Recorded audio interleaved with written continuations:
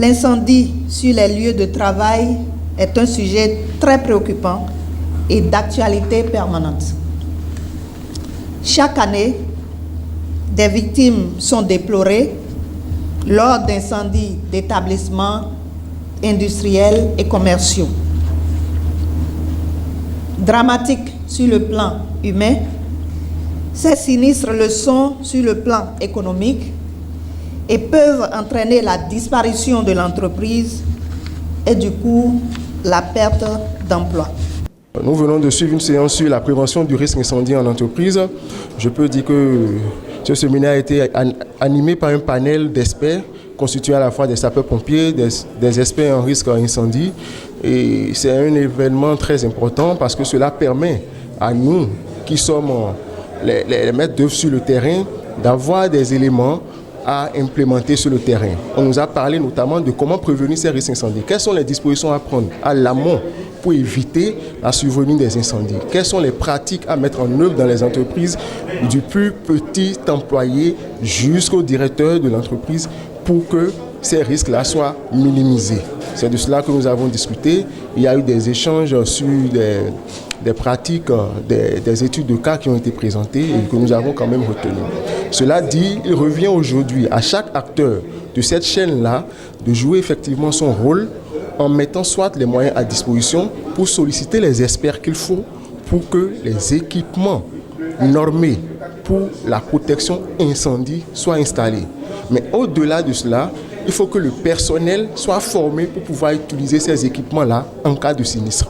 En tant que responsable HSE, l'un de mes rôles est de faire la veille sécuritaire. Et cette veille-là m'oblige maintenant, comme je le fais déjà d'ailleurs, à redoubler de vigilance pour m'assurer que des éléments ne se retrouvent pas dans l'environnement qui puissent déclencher des incendies. Donc, assurer la formation du personnel pour qu'il puisse quand même savoir utiliser les extincteurs ou les autres moyens mis à disposition pour intervenir en cas d'incendie. C'était une opportunité pour moi de ne pas rater ma présence ici ce matin. J'ai déjà travaillé dans la gestion des risques à Bénin Télécom et je suis en train de me préparer pour l'ouverture d'un cabinet de consultants et de coachs en gestion de risques en entreprise et dans la vie en général. Donc, cet atelier débat a été un point nommé pour moi. J'ai eu la chance de rencontrer des experts qui sont déjà sur le terrain et qui forment à des certifications. Je pourrais aller à des certifications sur place et hors du pays pour pouvoir lancer mon cabinet. À la fin des échanges, c'est que nous sommes obligés d'intégrer la gestion de risque dans nos vies aujourd'hui, si nous ne voulons pas souffrir inutilement demain. C'est fini maintenant le temps de la passion, les jeûnes, la mortification. Nous allons maintenant reprendre nos activités normalement. Cette année, les choses ont été de telle sorte que, au moment où les chrétiens catholiques sont en train de finir le carême, les musulmans continuent. C'est une continuité, ça veut dire que la nature est en train de nous faire des clins d'œil. Nous devons nous unir. Nous devons, c'est-à-dire, nous tous converger nos efforts vers un Dieu, je dirais unique. C'est-à-dire, en fait, avoir la crainte de Dieu. Avoir la crainte de Dieu. Quelle que soit notre croyance, ce qui est important, c'est l'effort que nous allons fournir, mais l'effort dans l'amour, parce que, quelle que soit notre croyance, c'est sur l'amour que nous serons jugés. Ce n'est pas sur nos diplômes, ce n'est pas sur nos considérations religieuses et autres, mais sur l'amour. Là où il y a l'amour, Dieu est présent. C'est très important, parce que certains pensent qu'ils sont plus importants que les autres. Non. Au niveau de l'amour, il y a pas d'abord l'amour ne se raisonne pas. L'amour comprend tout, l'amour accepte tout, l'amour prend patience, l'amour pardonne tout. Et là où il y a l'amour, il y a toujours la compréhension. Et quand vous êtes dans l'ambiance je dirais, de l'amour. Vous voyez, les amoureux, quand ils se regardent, ils n'ont pas besoin de mots. Avec les yeux, ils se parlent. Les oreilles, tout parle avec l'amour. Mais quand il n'y a pas l'amour, même le simple bonjour devient problème. Vous saluez quelqu'un, il se met en boule. Oui, oui, pourquoi tu me salues? Non. Mais s'il y avait l'amour, il n'y a pas. C'est dit l'importance de l'amour dans notre vie. Les êtres humains que nous sommes, nous devons tout faire pour nous aimer et surtout respecter la vie. Cette vie, de plus en plus, on a l'impression que la vie humaine n'est plus rien. On peut tuer froidement, on peut éliminer un être humain sans raison ou pour rien du tout. Mais non, la vie est sacrée. L'importance de la vie. Et une goutte de sang versée, mais les conséquences sont énormes pour les acteurs et pour des générations aussi. Donc, évitons de verser du sang. Ça, c'est très important. Quels que soient les problèmes, ce qui arrivera, que le sang humain ne soit jamais versé. C'est vous dire que Dieu est un mystère qu'on ne pourra jamais déchiffrer. Le jour où on va maîtriser Dieu, Dieu ne sera plus Dieu. Dieu est un mystère. Et ce mystère, c'est le mystère même d'amour. Et c'est parce que il est un Dieu amour qui nous a créés libres. Et nous utilisons mal notre liberté. C'est dommage. Mais Saint Paul a dit, tout vous est permis, mais tout ne vous est pas profitable. Donc, si vous faites le bien, vous récolterez le bien. Si vous faites le mal, vous allez récolter le mal. Que le Seigneur nous aide à ne faire que le bien, pour éviter le mal, pour que nous ayons la paix. La paix, ça préoccupe vraiment, ce mot-là préoccupe tellement le Seigneur que dès sa résurrection, sa première parole, c'est la paix soit avec vous. Que cette paix rayonne dans nos foyers, dans nos cœurs, dans notre vie. D'une prison de Dakar au fauteuil présidentiel, Bassirou Diomaye Faye incarne le pari victorieux du charismatique sénégalais Ousmane Sonko. Bassirou Diomaye Faye est né le 25 mars 1980 à Ndiaganiao, une ville de la région de Thiès. Il fait ses études en droit à l'université Cheikh Anta Diop de Dakar. Chemine à l'école d'administration du Sénégal où il deviendra par la suite inspecteur des impôts. Quant à son entrée en politique, elle commence à la création de PASTEF en 2014, le Parti des patriotes africains du Sénégal pour le travail, l'éthique et la fraternité était dirigé par Ousmane Sonko. Ayant occupé plusieurs postes au sein de son parti, Bassirou Diomaye Faye est nommé en 2022 secrétaire général du PASTEF. En 2023, Bassirou Diomaye Faye est inculpé par le juge d'instruction Mamadou Seck pour outrage à magistrat, diffamation et acte de nature à compromettre la paix publique parce qu'il avait critiqué la justice lors de l'annonce du verdict d'Ousmane Sonko dans le procès qui l'opposait à Mame Mbaye Niang. Ce ne sera que le 6 mars 2024 que le président nouvellement élu va s'améliorer grâce à l'adoption par l'Assemblée nationale la loi d'amnistie. Le champ d'application de la loi d'amnistie générale des faits commis entre le 1er février 2021 et le 25 février 2024. À 10 jours du scrutin, Bassirou Diomaye Faye est libéré de prison. À 44 ans, il va bénéficier de la machine électorale de la principale force de l'opposition. Sa victoire est reconnue par plusieurs candidats, dont son principal adversaire, Amadou Ba.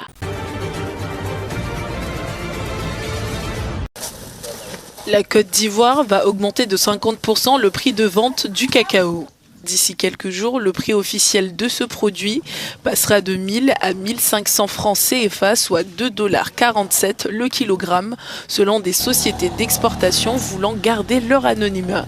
Ces sources ont déclaré que cette décision a été prise samedi dernier lors d'une réunion du gouvernement portant sur l'agriculture et le cacao. Présent lors de ce conseil, le président Alassane Ouattara avait tout d'abord validé une proposition de prix compris entre 1100 et 1200 francs CFA par kilogramme avant de revenir sur sa décision et de demander que le prix soit encore plus élevé, ont indiqué les mêmes sources tout en précisant que la hausse sera actée par le président ivoirien. Cette décision intervient alors que les prix du cacao ont plus que triplé au cours de l'année dernière. Les conditions météorologiques défavorables ont conduit le marché mondial à un 3e déficit consécutif. Cette flambée des prix est notamment due au faible rendement des cultures en Afrique de l'Ouest, où est cultivé environ 70% du cacao mondial.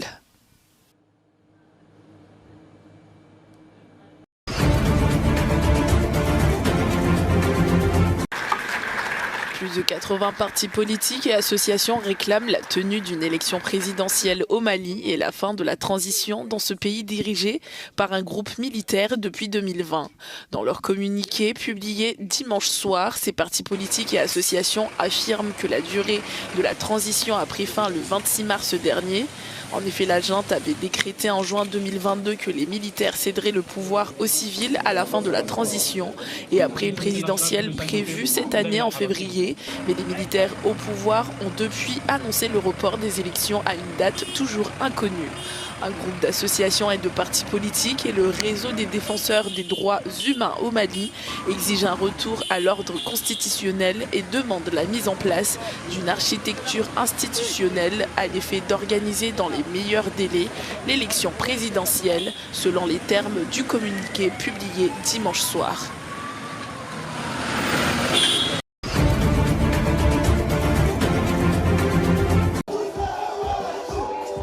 Deux des plus anciens partis politiques du Rwanda, le Parti libéral, PL, et le Parti social-démocrate, PSD, ont soutenu le candidat du Front patriotique rwandais, Paul Kagame, dans la course à la présidence de juillet. Le PL et le PSD sont historiquement alliés du parti au pouvoir et leurs dirigeants ont occupé différents postes au sein du gouvernement.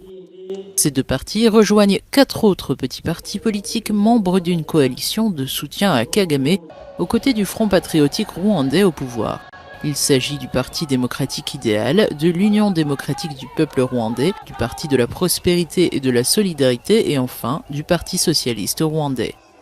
Plusieurs groupes de défense des droits humains accusent Paul Kagame de diriger le Rwanda dans un climat de peur étouffant la dissidence et la liberté d'expression.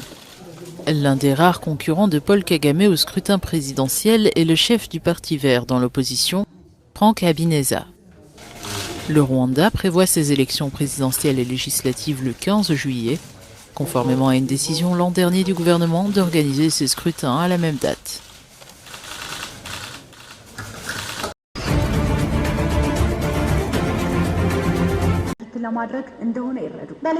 L'Éthiopie doit rapatrier à partir de ce début du mois d'avril quelques 70 000 de ses ressortissants coincés en Arabie Saoudite. Ce programme, le 3e depuis 2018, concerne ceux qui sont dans des conditions jugées difficiles.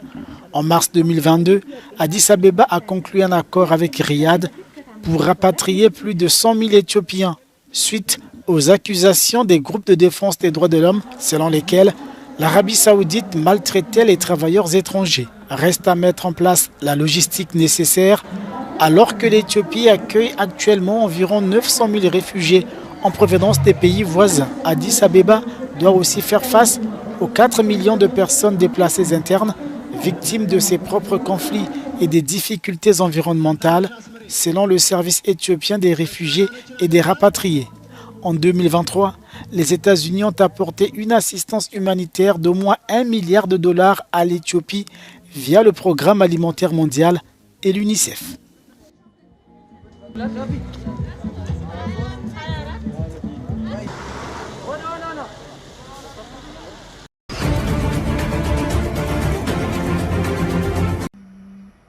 Fondé en 2004, Gmail célèbre aujourd'hui son 20e anniversaire.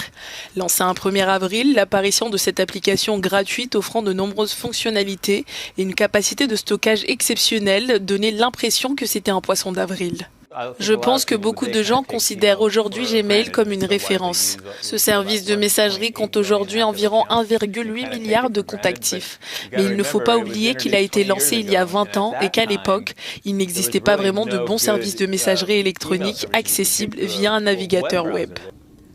Il y a 20 ans, Gmail permettait à ses utilisateurs d'avoir jusqu'à 1 gigaoctet de stockage, alors qu'auparavant, la norme était de 30 à 60 mégaoctets. Je suis arrivé à ce qui est aujourd'hui connu sous le nom de Googleplex. Il m'a dit qu'il voulait me montrer quelque chose et il m'a fait une démonstration de Gmail. Et il a souri en disant « Je pense que les gens vont vraiment aimer ça ». Et c'est ce qu'ils ont fait.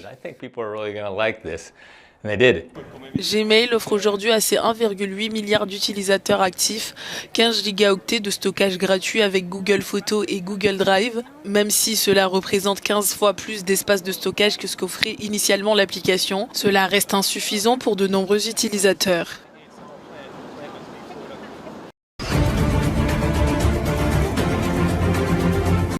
L'hôpital Al-Shifa de Gaza, ou plutôt ce qu'il en reste, après le retrait des militaires israéliens des lieux ce 1er avril. Ils accusaient les militants du Hamas de se cacher dans ce centre hospitalier. Après 2 semaines de siège, l'armée israélienne a laissé derrière elle un champ de ruines.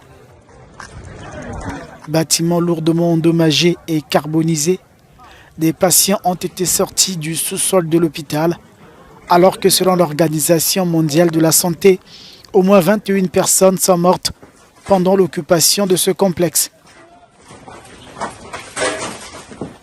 Le directeur général de l'OMS, Tedros Adhanom, a qualifié de tout à fait inhumaines les conditions à Gaza.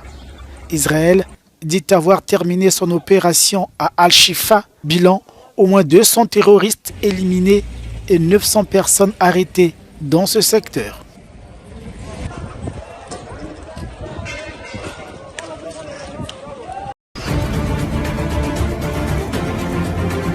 La Russie a déclaré avoir démantelé une cellule terroriste dans le sud du territoire, au Daghestan.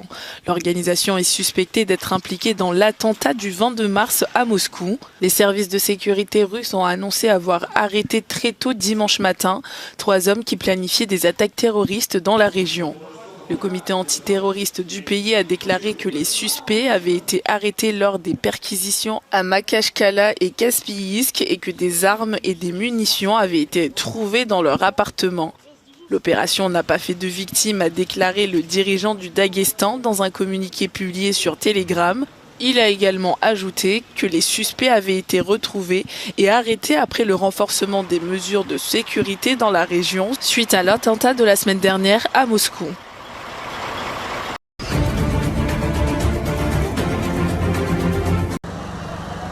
Dans la ville de Rafah, située dans le sud de Gaza, où plus de la moitié de la population du territoire s'est réfugiée, les habitants luttent pour survivre. Malgré les efforts de secours, l'aide humanitaire est difficile à obtenir et les denrées alimentaires sur le marché sont hors de portée pour de nombreux résidents. La volonté de Dieu est tout ce qui nous maintient en vie. L'aide qui arrive n'est pas suffisante et les gens sont affamés. Tout le monde est privé de tout et maintenant nos enfants souffrent d'anémie et nos fils s'évanouissent en marchant. La situation à Gaza est désastreuse avec plus de 80% de la population déplacée. Les Nations Unies et les ONG signalent que presque toute la population lutte pour obtenir suffisamment de nourriture, des centaines de milliers de personnes étant au bord de la famine, en particulier dans le nord de Gaza. Il n'y a pas de banque pour verser les salaires des employés. Les gens veulent acheter pour stocker dans leur réfrigérateur. Mais les marchandises sont très chères, tant pour les commerçants que pour les clients. Les gens n'ont pas d'argent ici. Ils ne peuvent pas assurer les besoins de leur famille. Cette crise humanitaire a été soulignée la semaine dernière par la Cour internationale de justice qui a ordonné à Israël d'ouvrir des passages terrestres pour faciliter l'entrée des denrées alimentaires.